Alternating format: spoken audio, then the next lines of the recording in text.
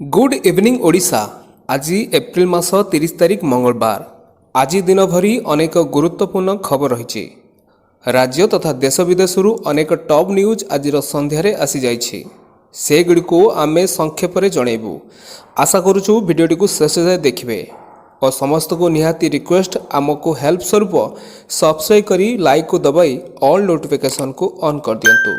आमे प्रतिदिन आपनको पई अनेक हेल्पफुल कंटेंट नहीं आसू जहाँ आपण दैनंदिन कार्य लगी था। तेबे आसंतु फटाफट 20 बड़ खबर उपरे नजर पकाई नबा। प्रथम खबरटी होची भुवनेश्वर विमान बंदररू जबत 75 लाख टंका। 2 जण व्यक्ति को लगेजरू एही टंका जबत करा जायछि। जणे दिल्ली आसुला बेले आउ जणे चेन्नई भुवनेश्वर आसुथिले। बदलिला यूसीजी नेट परीक्षा तारीख। जून 16 तारिख रविवार परिवर्ते एणिकी जून 18 तारिख मंगलवार दिन अनुष्ठित हेब। प्रधानमंत्री नरेंद्र मोदी निर्वाचन लड़िबा उपरे 6 वर्ष बैन लगाइबाको होइतिला आवेदन खारज कले दिल्ली हाईकोर्ट। तृतीय पर्याय निर्वाचन पर प्रकाश पाइला विज्ञप्ति। मे 25 तारिख में संबलपुर, केन्दुझर, ढेंकानाल, कटक, भुवनेश्वर और पुरी लोकसभा आसन और एथिरे अंतर्भुक्त थिबा 42टी विधानसभा आसन रे निर्वाचन हेब। ग्रीष्म प्रभाव जलुछि सारा ओडिशा। आज पाई कटक सहर को रेड और भुवनेश्वर ऑरेंज अलर्ट जारी करागला। ओडिशा पाई बीजेपी नुआ प्लान। केंद्रीय नेता नजर रे रहिबो ओडिशा। 30 जिले में जगिबे 30 नेता। रुद्धद्वार बैठक पर बीजेपी राज्य तथा कर्मी उत्साहित है। अमेरिकार मेरीलैंड स्टेट यूनिवर्सिटी पक्षरु हानुरारी डॉक्टरेट उपाधि द्वारा सम्मानित हेले मालकानगिरी जिलार विशिष्ट समाजसेवी तथा वरिष्ठ नागरिक तपन कुमार साना। मालकानगिरी रे वरिष्ठ बिजु जनता दल नेता भिके पांड्यन कले जोरदार प्रचार। कहले मुख्यमंत्री नेतृत्व में एठाकू शांति फेरी। डबल संख्यारे बटन दबाई भोट देवाकू अनुरोध कले। मे 3 तारिख में पुणी ओडिशा आसबे राहुल गांधी। रायगड़ा रे करिबे समावेश। प्रियंका गांधी का मध्य नवरंगपुर गस्त कार्यक्रम रही।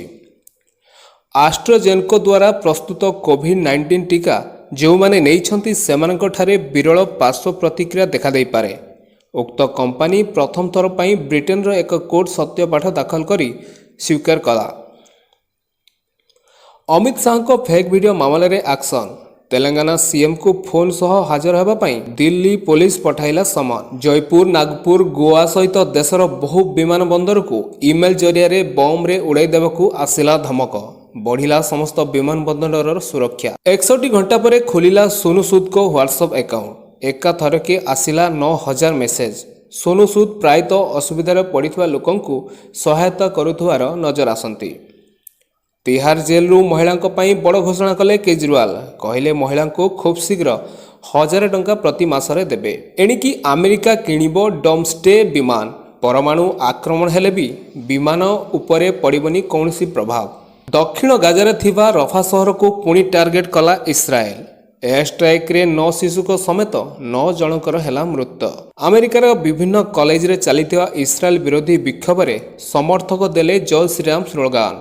एही कारणरू एपर्यंत अनेक लोकंकु गिरफ मध्य करा जायछि, जो मानक संख्या 200 टपिछि।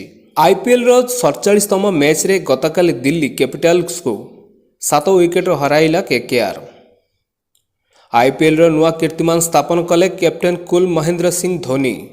आईपीएल रे प्रथम खेलाड़ी भावे टूर्नामेंट इतिहास रे 150टी विजय मैच रे हेले सामिल। T20 विश्वकप पर न्यूजीलैंड रो 15 जणिया दल हेला घोषणा। केन विलियम्स मिलिला कैप्टेन रो दायित्व। तो दर्शक बंधु ये थिला देश विदेशर 20टी बछा बछा खबर। आपनकू हमर वीडियो भलो लागिथिले गोटे लाइक, शेयर और सब्सक्राइब करबा पई आमे अनुरोध करूछु। रहिलु देखाबो परवर्ती वीडियो रे।